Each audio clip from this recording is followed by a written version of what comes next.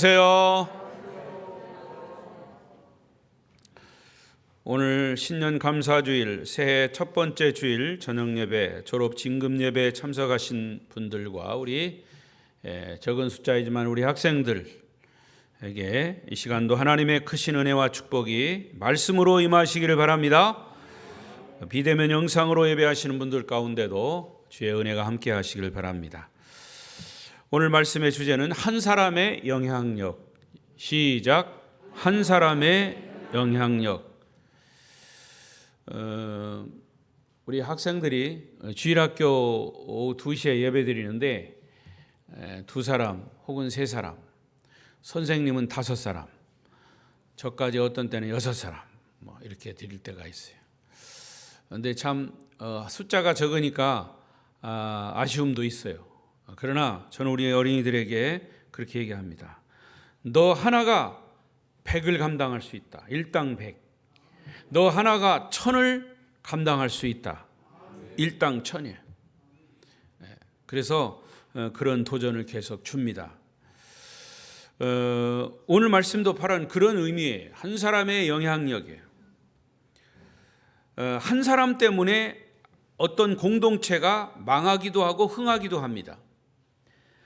한 사람 대통령 때문에 한 나라가 망하기도 하고 흥하기도 합니다. 한 사람 지도자 때문에 좋은 영향력을 끼칠 수 있고 나쁜 영향력을 끼칠 수 있어요. 자, 그런데 오늘은 먼저 한 사람의 나쁜 영향력을 살펴보겠습니다. 이 부분이 더 많아요.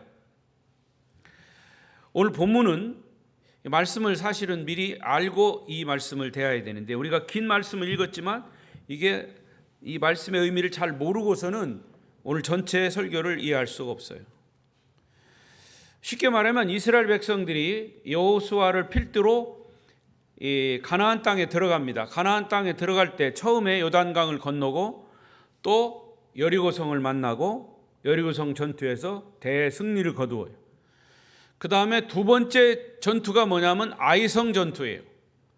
근데 이 아이성 전투에는 여리고성 전투하고는 비교할 수 없이 큰 전투, 비교할 수 없이 작은 전투인데 아이성 전투는. 그런데 실패를 합니다. 패배를 했어요. 근데 왜 패배를 했냐?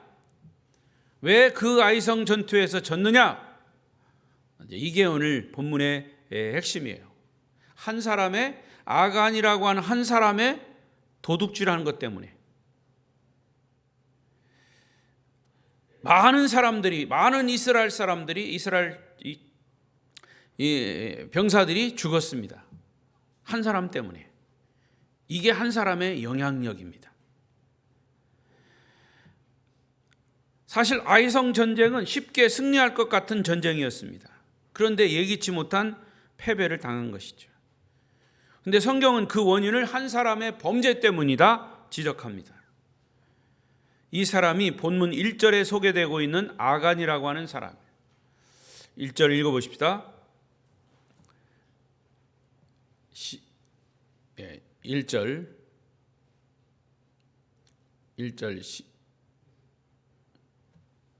7장 1절 시작. 여호와께서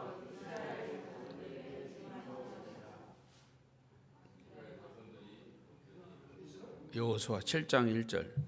자, 여러분 보세요. 7장 1절 여러분 성경을 보세요. 시작. 온전히 바친 물건을 말미암아 범죄하였으니 이는 유다 지파 세라의 증손 삽디의 손자 갈미의 아들 아간이 온전히 바친 물건을 가졌습니다. 여호와께서 이스라엘 자손들에게 진노하시니라.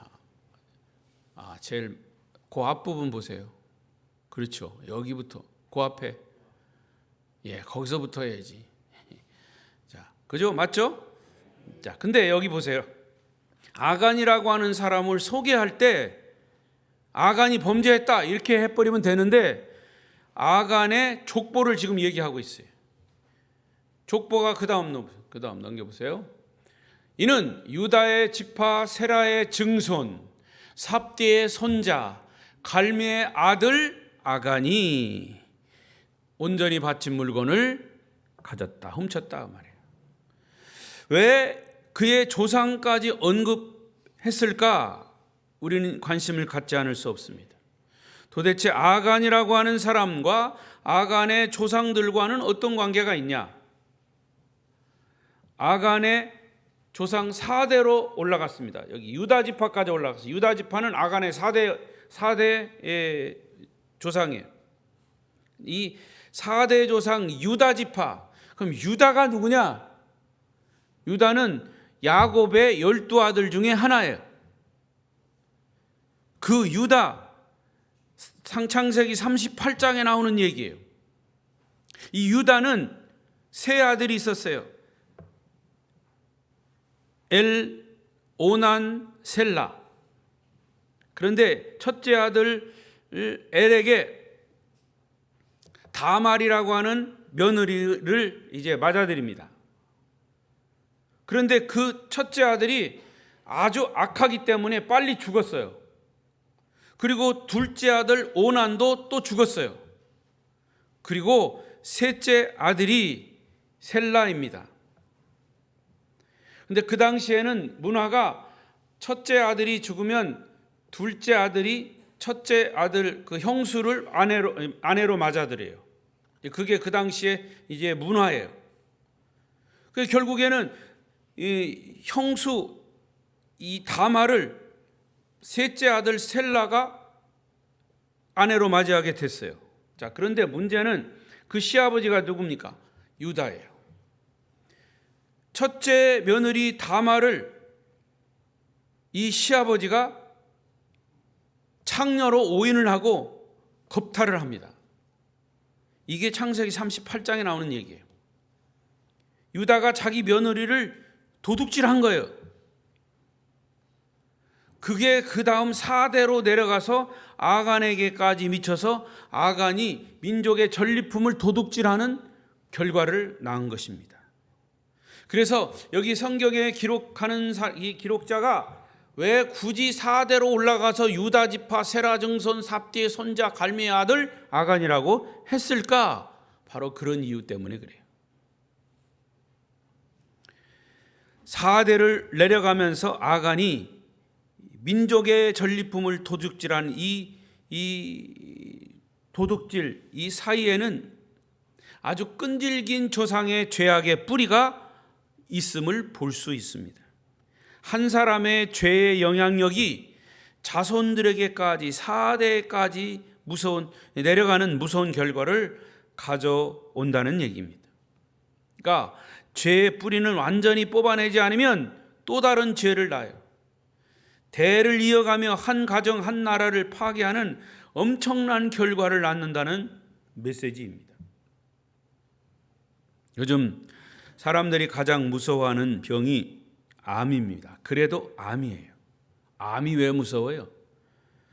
자각 증세가 없기 때문에 그래요. 암은 환자가 자각 증세를 느낄 때에는 이미 몸의 다른 부위에 전이되었을 가능성이 아주 높아요. 그래서 암을 치료하려면 최대한 빨리 조기에 발견을 해서 수술을 받거나 항암 치료를 받거나 합니다. 신앙생활도 마찬가지예요. 우리 속에 숨겨진 죄가 있는가 없는가? 이 죄는 모든 사람들에게 굉장히 빨리 전파가 돼요. 전이가 돼요. 그래서 아주 작은 죄의 불씨라도 그냥 방치하면 어느새 전체에 다 퍼지게 됩니다. 모든 사람들을 병들게 만드는 거예요.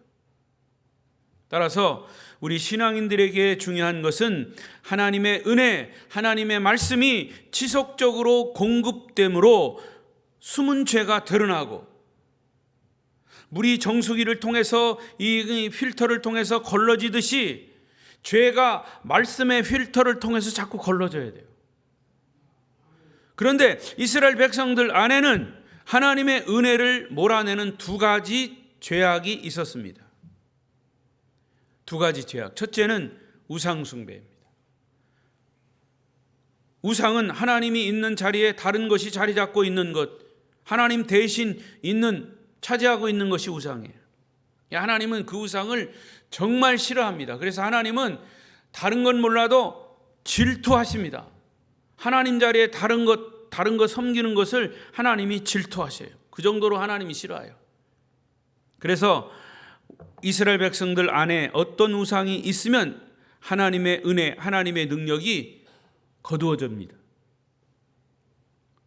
자, 또 하나는 그들의 영적인 상태를 위태롭게 만드는 숨어있는 죄입니다. 이게 하나님의 은혜를 차단하는 겁니다. 그들에게서 말씀과 능력을 거두어 가셔요. 그래서 이스라엘 백성들 안에 숨은 죄가 없도록 해야 된다는 거죠.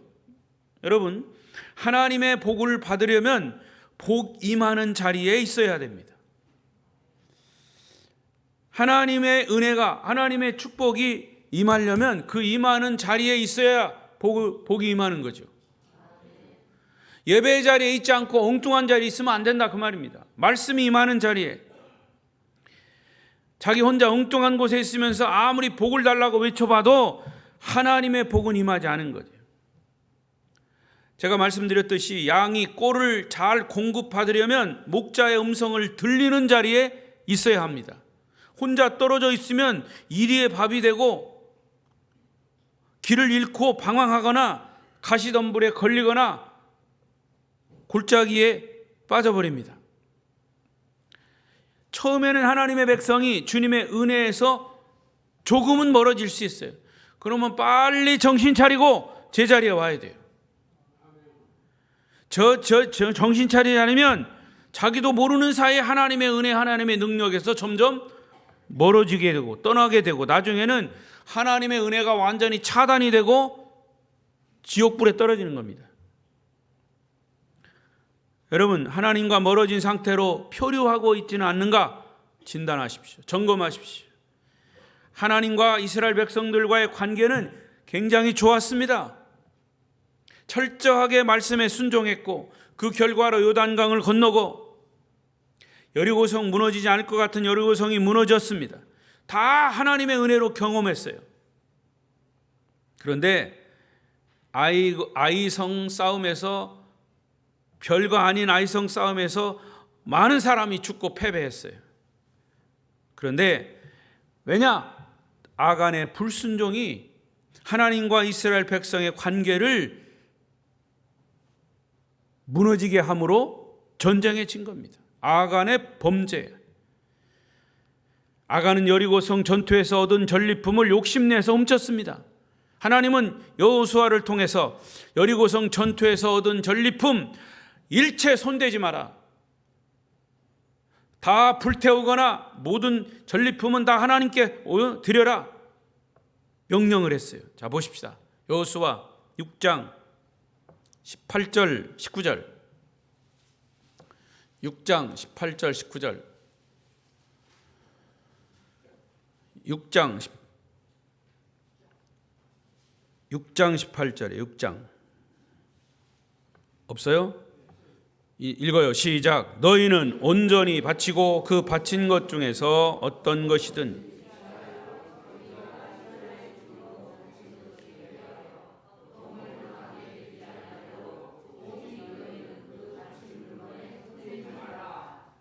계속 기후들은 다 여호와께 구별될 것이니 그것을 여호와의 곳간에 드릴지니라 하니라. 예. 분명히 하나님이 여호수아에게 그렇게 명령을 한 거예요. 너희가 싸우면 승리할 텐데 승리했을 때 얻어지는 모든 전리품은 하나도 손대지 말고 하나님께 다 올려라. 왜 그랬을까요? 하나님이 욕심이 많아서 그런 게 아니고, 만약에 전리품이 얻어지면 서로 싸울 거 아닙니까? 내가 가지고 간다, 내가 가지고 간다, 이 좋은 거니까 내가 가지고 간다. 그러니까 그런 다툼을 없애기 위해서 다 하나님께 올려라. 어떤 물건도 탐내지 말라. 그런데 아간은 다른 사람이 보지 않을 때 그 물건을 감추었습니다. 자기 장막 안 땅 속에 파묻어 놓았다 그랬어요. 아간은 아무도 본 사람이 없기 때문에 무사할 줄 알았습니다. 그러나 하나님은 아간의 죄를 다 알고 계셨습니다. 아간의 죄는 이스라엘 백성들의 승리에 완전히 찬물을 끼얹는 일이 된 것이지요. 아간이 지은 죄의 원인은 뭐냐? 하나님이 이스라엘 백성들 한 사람 한 사람에게 대해 지대한 관심을 가지고 계신다고 미처 생각하지 못했습니다. 여러분, 수백만 명 되는 백성들 중에 아간이라고 하는 사람은 여호수아처럼 지도자도 아닙니다. 어떤 리더, 족장도 아니에요. 나 한 사람 죄를 짓거나 거짓말한다고 해서 하나님 아시겠냐? 라는 잘못된 생각이 죄에 빠지게 한 겁니다. 여러분, 하나님은 여러분 한 사람 한 사람에게 상상할 수 없을 정도로 많은 관심과 애정을 가지고 계심을 믿으시기 바랍니다. 그래서 우리 한 사람 한 사람이 남들은 모르지만 믿음으로 살려고 몸부림치는 것을 하나님은 너무도 좋아하시고 너무도 기뻐하십니다. 그래서 예배하는 그 한 사람을 찾으시는 겁니다. 그러나 하나님이 나 같은 사람 뭐 신경 쓰겠나 몰래 죄를 지으면 하나님은 그것을 보고 실망하시면서 회개하고 돌아오기를 기다리시고 회개하지 않으면 결국 심판하셔서 지옥불에 떨어지게 하십니다. 그 좋은 예가 가룟 유다예요. 그 좋은 예가 베드로예요. 그래서 한 사람이 소중한 거예요. 한 사람의 영향력이 이렇게 큰 겁니다. 자, 그러면 여기서 아간의 범죄가 주는 몇 가지 중요한 교훈이 있습니다. 첫째는 아간은 사람들이 보지 못하면 하나님도 모를 거라고 착각한 거예요. 착각입니다. 하나님의 관심은 이스라엘 백성들에게 있어요. 그들에게 일어나는 모든 일을 하나님이 다 보고 계셔요. 하나님의 백성들에게 일어난 모든 일을 하나님이 다 보고 계십니다. 여러분에게 하나님은 관심을 가지고 계시고 여러분이 하는 일을 하나님이 다 보고 계십니다. 그런데 마귀는 우리가 죄의 유혹을 느낄 때 속삭입니다. 야, 아무도 보는 사람 없으니까 아무도 모를 거야. 여러분이 주무시고 계신 건 옆 사람 잘 몰라. 다 앞에 쳐다보고 있으니까 나는 알아.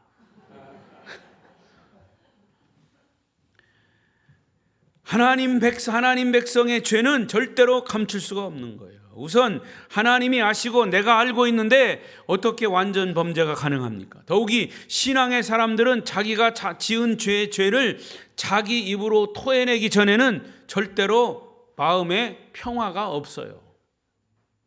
그러니까 자기는 모르지만 누군가는 본 사람이 있을 겁니다. 그러나 본 사람이 없다 하더라도 하나님이 알고 계시. 낮에는 새가 보고 밤에는 쥐가 봐요. 고양이도 밤에 이렇게 보면 눈이 막 빛이 나요, 고양이. 그래서 여러분, 요즘은 우리 집에 고양이 안 오더라고요. 밤에는 고양이가 눈에 빛을 내고 여러분 자는 거 다 보고 있어. 그거 생각해 보세요. 여러분, 요즘 왜 이 도둑질 하는 사람들이 잘 잡히냐 하면 CCTV가 있어서 다 잡혀요. 웬만한 사람 뭐 다 잡혀요. 그런데도 사람들이 뭐 도둑질을 하고 강도짓을 하고 하더라고요. 누구보다도 하나님이 알고 계시기 때문에 언젠가는 그것이 드러나게 돼 있어요. 그래서 우리는 죄의 유혹을 받을 때 결국 그 죄가 드러나 알려진다고 하는 사실을 항상 생각해야 합니다. 예수님은 말씀하시기를 산 위에 있는 동네는 감출 수가 없다. 산 꼭대기에 있는 동네는 집은 다 알아요. 사람들이 다 그걸 쳐다보면 다 보여. 산 위에 있는 동네는 동서남북 어느 방향에서 봐도 다 보여요. 마귀는 우리에게 딱 한 번만 죄를 짓자고 유혹합니다. 그러나 모든 죄는 중독성을 가지고 있기 때문에 한 번 죄 지은 사람은 자꾸 반복해서 짓게 되어 있습니다. 형무소 20년 아주 그냥 죽을 힘을 다해서 어떻게 잘 형기를 마치고 나오잖아요. 그러면 얼마 안 있다 또 잡혀 들어가.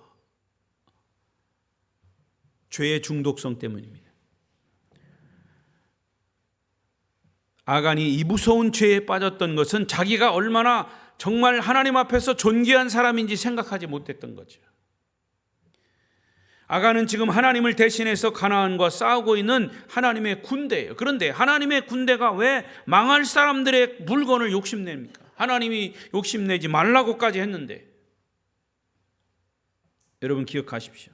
하나님은 여러분 한 사람 한 사람에게 지대한 관심을 가지고 계시죠.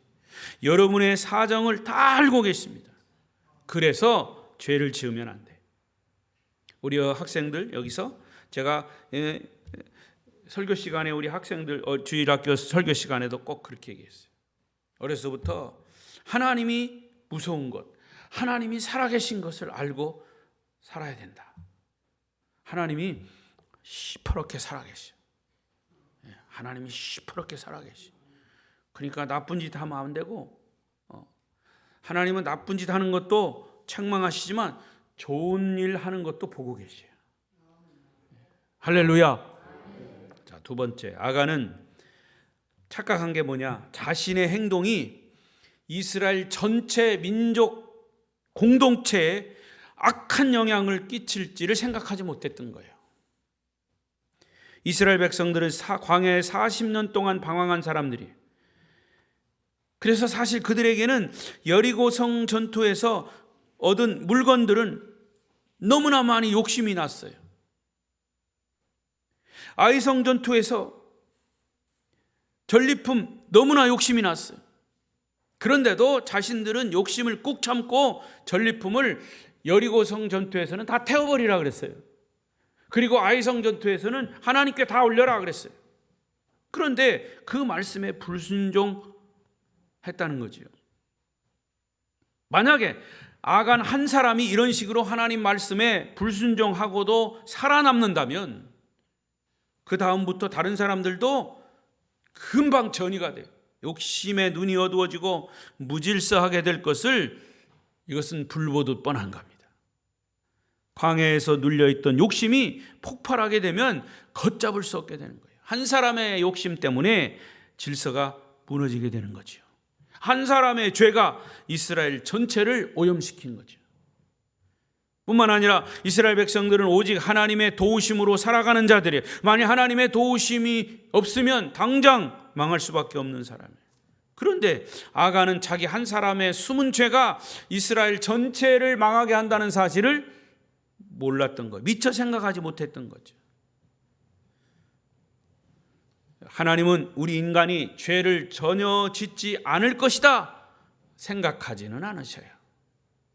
인간은 죄인이기 때문에 언제라도 죄를 지을 수 있다라고 하나님이 알고 계셔요. 그래서 죄를 용서받을 수 있는 길을 열어놓으신 거예요. 너는 죄를 짓더라도 언제라도 죄를 용서하고 고백하고 자백하면 그는 미쁘시고 의로우사 우리의 죄를 용서해 주신다고 용서의 길을 열어놓으신 거예요. 단지 하나님이 싫어하시는 것은 뭐냐? 위선입니다. 위선. 죄를 지었는데도 회개는커녕 짓지 않은 것처럼 시침이 떼고 있는 것을 가장 싫어하신다 그 말입니다. 그래서 하나님은 아간의 죄로 인해서 이스라엘 백성들에게 진노하셨다 그랬어요. 결과로 하나님이 지도자 여호수아에게도 말씀하시지 않고 침묵해 버리셨어요. 하나님이 진노하시니까 하나님의 역사가 일어나지 않는 거예요. 하나님 침묵하시니까. 그들의 전쟁에 함께 하시지 않으셔서 아이성 전투에 패배한 겁니다. 하나님이 이스라엘 백성들에게 진노하신 이유는 아간이 하나님 속이고 하나님이 금하신 물건을 몰래 도둑질한 것 자체가 죄이기 때문이에요. 그러나 더 큰 이유는 이러한 죄를 그냥 두었을 때 이스라엘 백성들의 탐욕, 이것이 살아나가지고 이스라엘 전체를 무너지게 만들기 때문에 하나님의 말씀에 대한 명령에 대한 권위가 땅에 떨어지고 아무런 힘을 쓰지 못하는 것이 더 큰 문제였기 때문이죠. 이런 일이 전쟁의 패배로 결과가 나타난 거죠. 만일 이런 죄를 눈 감아주면 온 이스라엘 백성들이 아간처럼 되는 것은 시간 문제예요. 하나님의 말씀을 무시하고 자기 욕심대로 행하고도 아무렇지도 않게 생각할 수 있는 거예요. 이러한 죄악을 처음부터 바로잡지 않으면 나중에는 그들 안에 물질적인 탐욕이 걷잡을 수 없이 퍼질 것을 하나님이 염려했기 때문이에요. 여러분, 죄의 뿌리는 아주 질기기 때문에 뿌리채 뽑아내지 않으면 계속 자라게 돼 있어요. 이와 비슷한 사건이 초대교회 예루살렘 교회에 있었죠. 사도행전에 기록된 아나니아 삽비라 사건, 오순절에 성령이 강림함으로 성도들이 큰 은혜를 받았는데 그중에 바나바가 자기의 밭을 팔아서 그 값을 사도들에게 다 헌물을 드렸어요. 헌금했어요. 하나님의 은혜가 너무 커서 자기가 가진 것을 다 드려도 그 은혜에 갚을 길이 없는 심정으로 바나바가 하나님 앞에 헌금을 한 겁니다. 그때 아나니아와 삽비라도 자기 소유를 다 팔아가지고 딱 보니까 견물생심이라 돈을 보니까 욕심이 생겼어요. 그래서 일부는 감춰두고 판값을 가지고 왔는데 베드로 사도 앞에 내놓으면서 이것이 다 전부입니다. 판값 전부입니다. 이렇게 내놓죠. 거짓말한 거죠. 그 값에 일부를 헌금한다고 해서 누가 뭐라고 할 사람 없어요. 다 팔았는데 일부는 두고 우리 쓸 것 두고 일부를 가져왔습니다. 이렇게 해도 누가 뭐라고 그러겠어. 그러나 일부를 감춰놓고 이게 다 판값 다 갑니다. 이게 거짓말한 거예요. 이들은 사람들로부터 칭찬받는 것을 칭찬받기 위해서. 그러나 하나님은 그들의 마음을 알고 있었어요. 결국 어떻게 됐습니까? 그 부분은 차례대로 현장에서 아주 즉사했습니다. 성령을 속였기 때문에. 이 사건이 주는 주님의 메시지가 뭐냐? 헌금을 가지고 하나님의 교회를 속이고 더럽힐 생각은 아예 하지 말라. 우리가 하나님을 속일 수 있다고 생각하는 자체가 무서운 죄인 것입니다. 만약 하나님이 이런 죄를 그냥 두면 앞으로 더 많은 사람들이 거짓된 헌금을 드리면서도 인정받고 싶어하고 칭찬받고 싶어 한다는 것이죠. 그러면 교회 안에 순수한 감사, 순수한 헌신은 없어지고 거짓말쟁이들의 위선적인 자랑만 가득하게 되는 겁니다. 하나님은 아이성 전투에서 이스라엘이 이기느냐 지느냐, 가나안 족속들이 이 일로 어떤 반응을 하느냐 하는 것은 중요하게 여기지 않으셨어요. 중요한 것은 하나님의 백성들은 성결하고 순수하고 정직하며 하나님을 속이면 안 된다는 그런 메시지가 그 속에 들어있는 거죠. 결국 아이성 전투는 한 사람의 정직하지 못한 죄 때문에 많은 사람들이 목숨을 잃고 패배한 결과를 낳게 된 겁니다. 자, 이때 세 번째로 하나님께 대한 여호수아의 반응을 보십시다. 6절입니다. 읽습니다. 시작.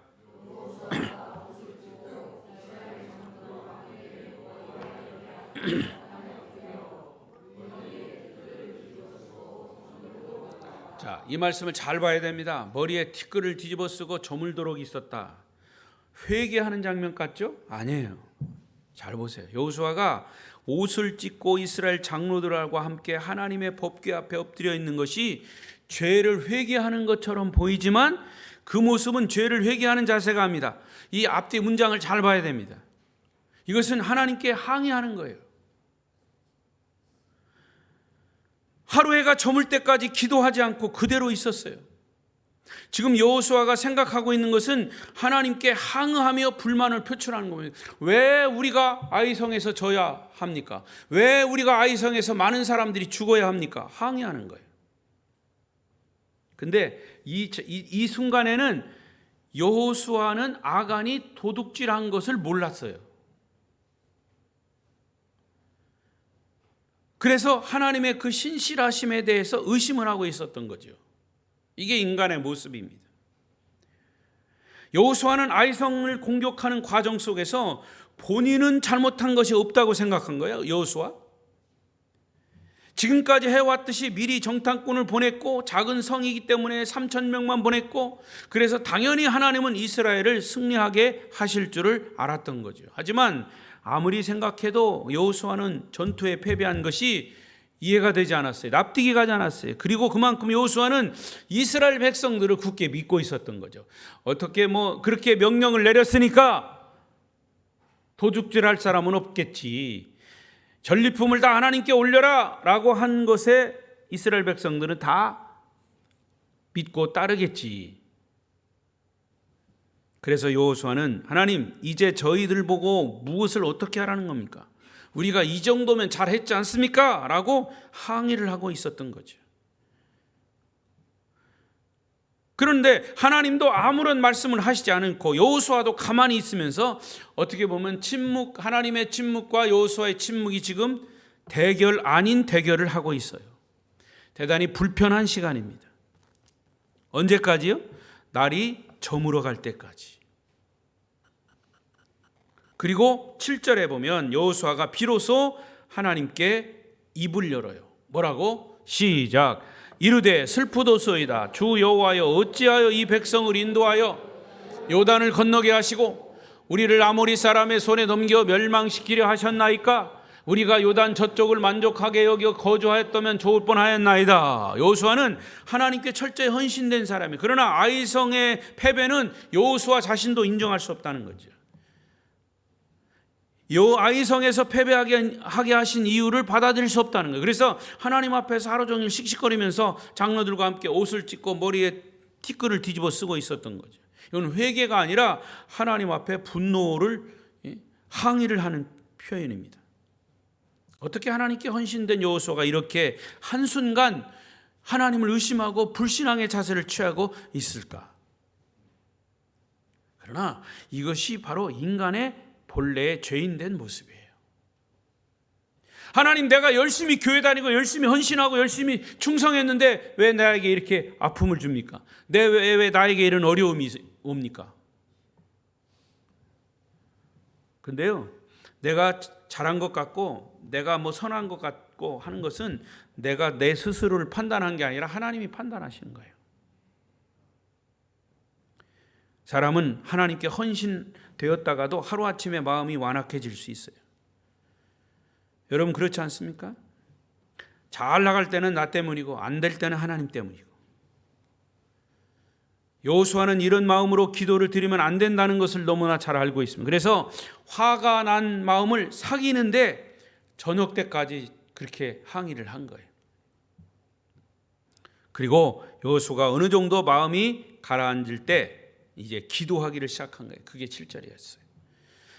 우리가 아무리 절망적인 순간에도 함부로 하나님 앞에서 화가 난 감정을 가지고 기도해서는 안 돼요.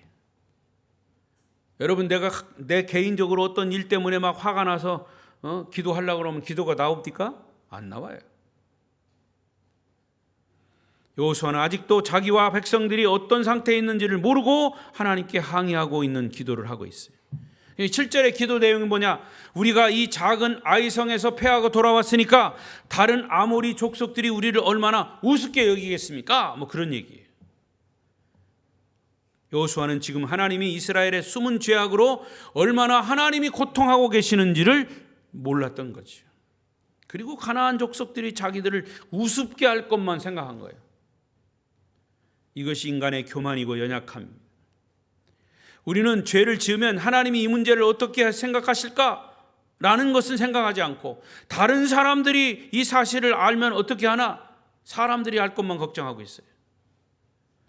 이것이 인간의 이기적인 모습이에요. 하나님 앞에서 자신이 어떻게 되더라도 일단 사람들은 몰랐으면 좋겠다는 거죠. 그러나 여러분, 사람들에게 알려지고 우습게 되는 것보다 더 중요한 것은 하나님 앞에서 정직한 마음을 갖는 거죠. 왜냐하면 하나님 우리를 사랑하시고 그런 죄를 회개하기를 원하시기 때문이에요. 그런 죄를 짓고 회개하지 않으면 가룟 유다처럼 지옥 가는 거예요. 우리가 지옥 가지 않기를 원하는 것이 하나님의 사랑, 하나님의 긍휼입니다. 아멘. 나 한 사람으로 말미암아 다른 사람까지 나쁜 영향을 끼치면 안 된다고 하는 교훈. 이것이 오늘 우리에게 주시는 교훈이에요. 그래서 여호수아 한 사람 영향력 또 중요합니다. 여호수아의 선한 영향력, 아간의 나쁜 영향력. 자, 마지막으로 하나님의 반응을 보십시다. 하나님은 하루 종일 엎드려 있는 여호수아를 이제 책망하십니다. 10절 시작. 여호와께서 여호수아에게 이르시되 일어나라. 어찌하여 이렇게 엎드렸느냐? 그래도 여호수아가 엎드려서 화만 내지 않고 기도를 시작한 것은 다행이지요. 그러니까 여러분, 아무리 화나는 일이 있어도 숨을 좀 깊은 숨을 내쉬고 감정을 sak이고 성질이 나도 하나님 앞에 기도하기 위해서 나왔어도 여러분, 성질 나면 그 성질을 좀 가라앉히시고 심호흡을 한번 하시고 감정을 좀 잡으시고 그리고 기도를 하시라는 거예요. 지금 여호수아가 그렇게 하고 있어요. 기도하기를 시작하자 하나님이 반응하기를 또 시작하십니다. 화내고 씩씩거리고 있으면 하나님은 침묵하고 계셔요. 여호수아가 분을 사귀고 자신이 걱정하고 있는 것을 하나님께 기도로 아뢰고 있습니다. 그럴 때 하나님이 여호수아에게 말씀하기를 시작하십니다. 뭐라고 하십니까? 이제 일어나라. 일어나라. 정신 차려라. 그 말이에요. 이스라엘 안에 있는 죄를 해결해야 하기 때문이죠. 하나님은 이스라엘 백성들 안에 숨은 죄가 있는 것과 그것 때문에 전쟁에서 패할 수밖에 없었던 이유를 이제 여호수아에게 말씀하십니다. 11절 12절 시작. 이스라엘이 범죄하여 내가 그들에게 명령한 나의 언약을 어겼으며 또한 그들이 온전히 바친 물건을 가져가고 도둑질하며 속이고 그것을 그들의 물건들 가운데 두었느니라. 12절 그러므로 이스라엘 자손들이 그들의 원수 앞에 능히 맞서지 못하고 그 앞에서 돌아섰나니 이는 그들도 온전히 바친 것이 됨이라. 그 온전히 바친 물건을 너희 중에서 멸하지 아니하여면 내가 다시는 너희와 함께 있지 아니하리라. 자세하게 하나님이 여호수아에게 오히려 하나님이 설명하고 계세요. 아간 한 사람이 지은 죄를 온 이스라엘 백성이 범죄했다고 규정하신 겁니다. 그만큼 한 사람의 숨은 죄의 영향력이 크다는 것을 말씀하신 겁니다. 차라리 드러난 죄는 다른 사람들도 알기 때문에 주의를 기울이게 되지만 숨은 죄는 사람들이 모르기 때문에 어느 한순간 누룩처럼 퍼져가는 거예요. 여호수아가 잘못됐다는 것이 아니에요. 지도자이지만 여호수아가 백성들의 모든 처지를 다 할 수는 없어요. 또한 이런 죄를 미리 막을 수도 없어요. 그러나 일단 일이 터진 후에는 빨리 여호수아 지도자가 수습해야지 실망한 채 좌절하거나 가만히 있으면 더 큰 문제로 확산하게 되는 거죠. 그래서 12절 말씀에 아간이 도둑질하고 속인 것 때문에 아이성 전투에서 진 거다. 우선 그 문제부터 빨리 해결하라. 그렇지 않으면 너희가 하나님이 앞으로 너희와 함께하지 않겠다. 우리 모두는 죄인이기 때문에 아무리 기도하고 훈련해도 죄를 완전히 막을 수는 없어요. 그래서 믿었던 사람이 죄를 지었을 때 너무 과도하게 실망하거나 미워하거나 그 죄 지은 사람을 정죄하면 안 돼요. 단지 그때그때 하나님의 긍휼을 간구하고 빨리 수습을 해서 하나님의 은혜가 회복되게 하는 것이 리더인 여호수아의 역할이었습니다. 그것은 교회 안에서 목회자의 역할이기도 해요. 여러분, 작지만 숨은 죄가 있으면 그것은 개인과 교회 공동체의 부흥을, 전도를 막는 악한 요소예요. 또 교회를 망하게 하는 불씨가 되는 거예요. 이런 것들을 사탄이 유혹하고 사탄이 틈을 보고 들어와서 시끄럽게 하는 거죠. 따라서 우리는 개인과 교회의 부흥을 가로막는 숨은 죄를 회개해야 되고 우리 한 사람 한 사람이 하나님의 말씀으로 바로 서야 하는 이유가 여기에 있는 겁니다. 여러분 왼쪽, 우리 왼쪽이죠. 여러분 왼쪽으로 고개를 돌려보세요.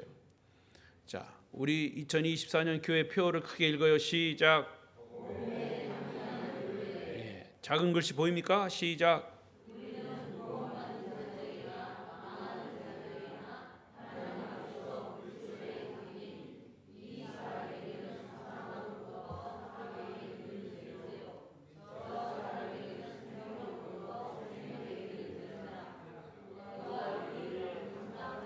누가 이 일을 감당하겠습니까?